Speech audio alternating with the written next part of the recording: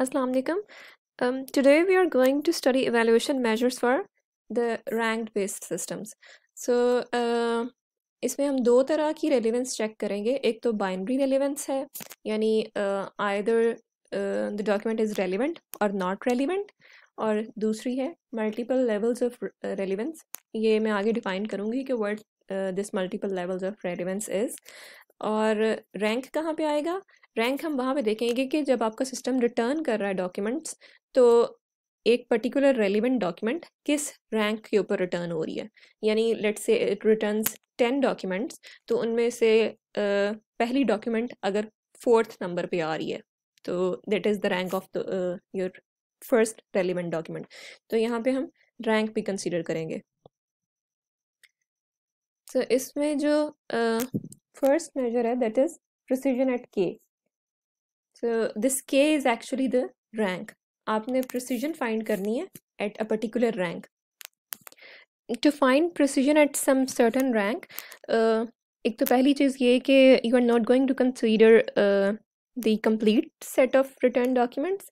आप उनमें से कोई top, let's say 10 या 30 documents consider कर रहे हैं, and this is what we call precision at k. So if you're considering 10 documents, that would be precision at 10, and if you're considering 30 documents, that would be precision at 30. So previously जब हम unranked system देख रहे थे, तो उसमें हम precision और recall जब निकाल रहे थे, तो recall के लिए हमें total number of relevant documents भी चाहिए होती थी. उससे हमारे पास recall आता था. जबकि precision के केस में हमें total number of relevant documents, यानी we don't need the set of size of the set of relevant documents. So the first step is that you set a rank threshold k, जहाँ तक आप documents consider करेंगे. Then you compute the percent of relevant documents in the top k documents, and you ignore the documents that are ranked lower than k. Let's say this is the set of documents that are returned by the system, and you want to find precision at 3. So यानी आप इसमें से सिर्फ पहली 3 documents consider करेंगे. अब पहली 3 documents के अंदर यानी रिट्रीव डॉक्यूमेंट्स कितनी है आपके पास? 3. तो डिनोमिनेटर में आपके पास 3 आएगा, और इसमें से रेलिवेंट कितनी है? So this green shows the relevant documents and red shows the non-relevant documents. So precision at 3 would be 2/3. और अगर आप k को 4 अज्यूम कर लेते हैं, तो precision at 4 would be 2/4. So let's consider precision at 5, यानी आप रैंक 5 तक जा रहे हैं, और इसमें relevant documents कितनी है? 3, और total documents जो retrieve हुई हैं वो है 5. So precision at 5 would be 3/5. It is a very simple measure. I hope आपको समझ आ गई होगी और इसमें कोई इशू नहीं होगा आपको. Then the second measure is mean average precision. Precision हम डिस्कस कर चुके हैं अभी प्रीवियस स्लाइड पे. प्रिसीजन एट के, ये प्रिसीजन वही प्रिसीजन है. सो ये पहली एवरेज है, and then this is a second average. So इसमें आप 2 एवरेजेस ले रहे होते हैं actually.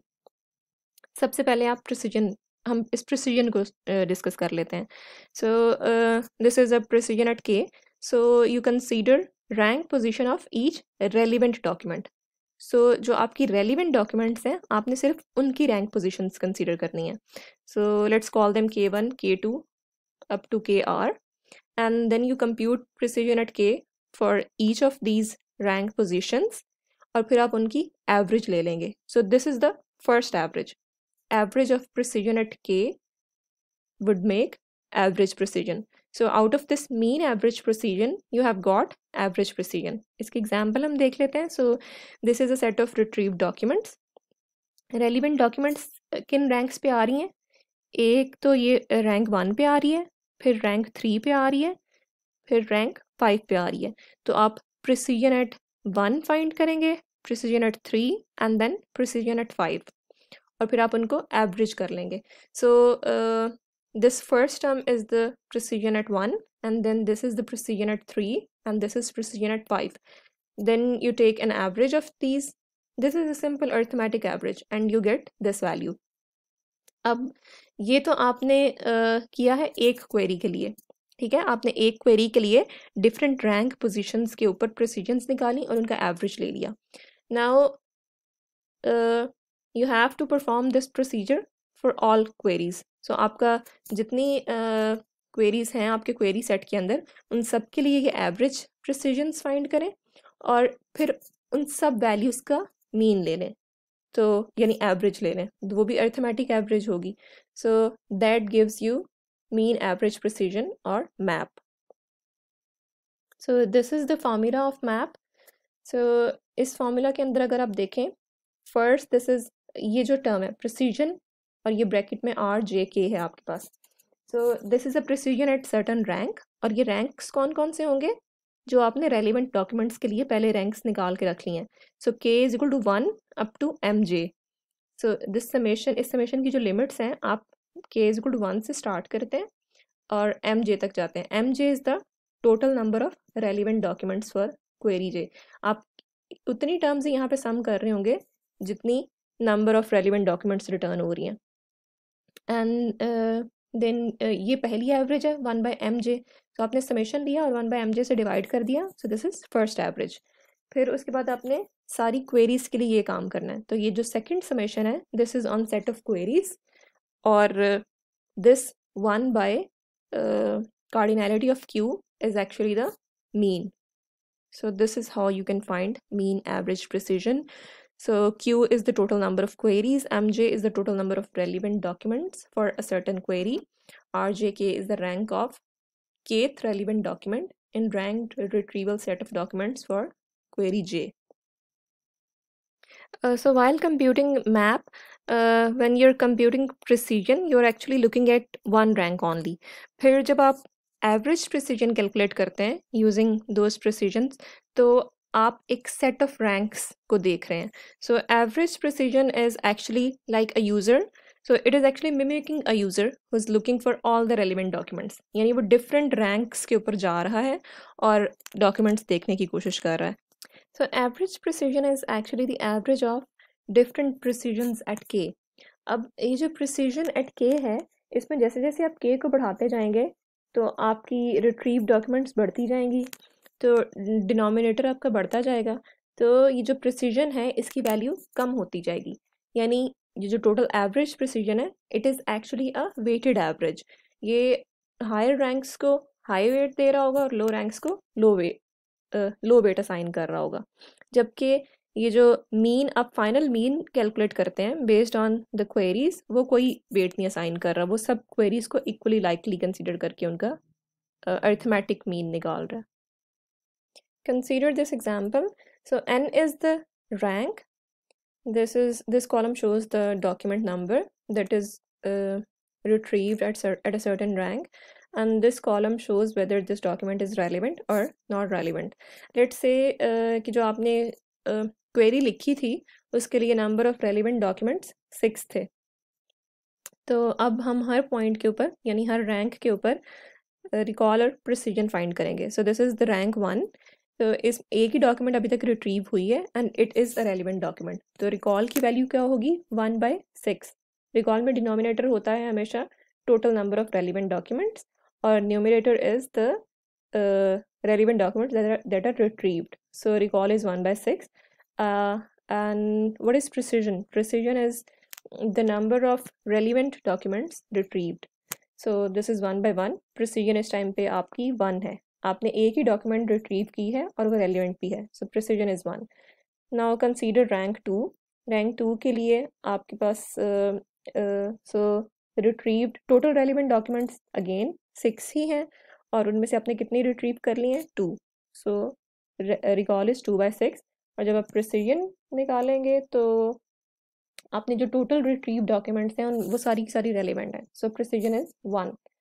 Then you consider rank at value 3 और इसी तरह rank at precision and recall at rank 4. इसी तरह आप हर रैंक के लिए ये प्रिसीजन और रिकॉल की वैल्यू फाइंड कर सकते हैं. And you can see that as you retrieve more and more documents, यानी आप ज़्यादा से ज़्यादा रैंक्स को जब कंसीडर करते जा रहे हैं तो रिकॉल इज़ इंक्रीजिंग. क्योंकि जब आप ज़्यादा डॉक्यूमेंट्स कंसीडर कर रहे हैं तो इसका मतलब है कि ज़्यादा चांसेस हैं कि रेलिवेंट डॉक्यूमेंट्स उनमें आ गई होंगी, that is why recall is increasing, लेकिन आपकी प्रिसीजन डिक्रीज कर रही है क्योंकि अब आप बहुत सारा जंक भी रिट्रीव कर रहे हैं साथ. Another point to notice here is that even if one of the relevant document is missing, तो आप कभी भी 100% रिकॉल अचीव नहीं कर सकते, बिकॉज रिकॉल 100% तब होगा जब न्यूमरेटर में आपके पास टोटल रेलिवेंट डॉक्यूमेंट्स रिटर्न हो जाएंगी. So this is another example, and here is again the rank value of the retrieved documents. These are the document numbers, and this column shows the relevancy, whether the document is relevant or not relevant. So this X actually shows the document is relevant.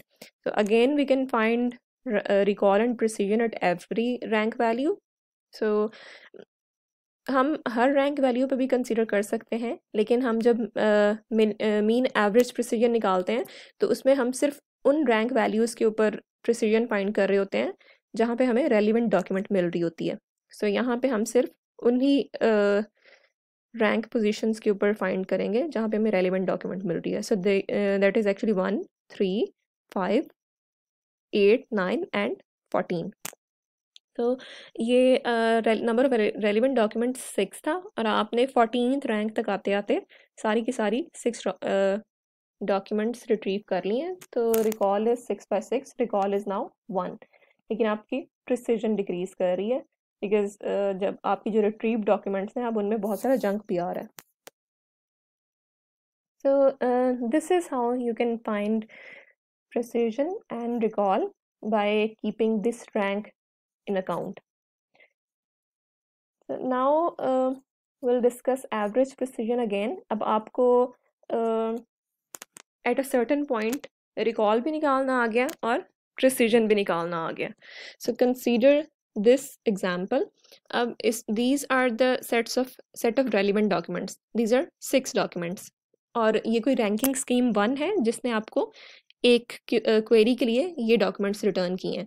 इसके अंदर आपके पास ये जो relevant documents हैं आप देख सकते हैं कि किन किन पोजीशंस के ऊपर आ रही हैं. आप इसके लिए रिकॉल भी फाइंड कर सकते हैं और प्रिसीजन भी फाइंड कर सकते हैं जैसे हमने पिछली स्लाइड पे किया है.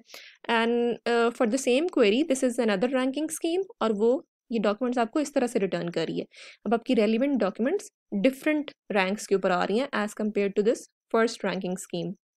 इसके लिए भी आप रिकॉल और प्रिसीजन फाइंड कर सकते हैं. अब आपने एवरेज प्रिसीजन जब फाइंड करनी है तो एवरेज प्रिसीजन के लिए आप सिर्फ वो रैंकिंग पोजीशंस कंसीडर करते हैं जहाँ पे आपको रेलिवेंट डॉक्यूमेंट मिल रही हो. सो आप रैंकिंग स्कीम 1 के लिए भी एवरेज प्रिसीजन फाइंड कर सकते हैं और रैंकिंग स्कीम 2 के लिए भी एवरेज प्रिसीजन फाइंड कर सकते हैं. सिर्फ उन वैल्यूज़ ऑफ प्रिसीजन को एवरेज कर लें जहाँ पे आपको रेलिवेंट डॉक्यूमेंट मिल रही है. तो इस तरह से आपको ये जो एवरेज प्रिसीजन मेजर है इस तरह से आपको ये कंपैरिजन दिखाती है डिफरेंट रैंकिंग स्कीम्स का. सो रैंकिंग स्कीम 1 के केस में average precision is 0.78 and for the ranking scheme 2 it is 0.52. So obviously ranking scheme 1 is better. हमें नहीं पता कि यूज़र ने क्या रैंकिंग स्कीम यूज़ की थी, लेकिन जो भी उसने रैंकिंग स्कीम यूज़ की थी उसके अकॉर्डिंग ये हमारे पास रिजल्ट्स आए थे. तो obviously ranking scheme 1 was better. So यहाँ से आप इंट्यूटिव सेंस भी बना सकते हैं इस बात की कि average precision actually assigns more weight to these higher ranks, क्योंकि यहाँ पे रेलिवेंट डॉक्यूमेंट्स शुरू के रैंक्स के ऊपर आ रही हैं आपके पास रैंकिंग स्कीम 1 के केस में. तो यहाँ पे एवरेज प्रिसीजन भी आपको हाई मिल रही है, जबकि रैंकिंग स्कीम 2 के केस में जो रेलिवेंट डॉक्यूमेंट्स हैं वो लोअर रैंक्स के ऊपर आ रही हैं. सो ये जो शुरू वाले रैंक्स हैं उनके ऊपर नहीं आ रही, तो यहाँ इनकी वैल्यू आपके पास एवरेज प्रिसीजन की कम आ रही है. So we can say that average precision actually assigns more weight to these higher ranks and less weight to these ranks.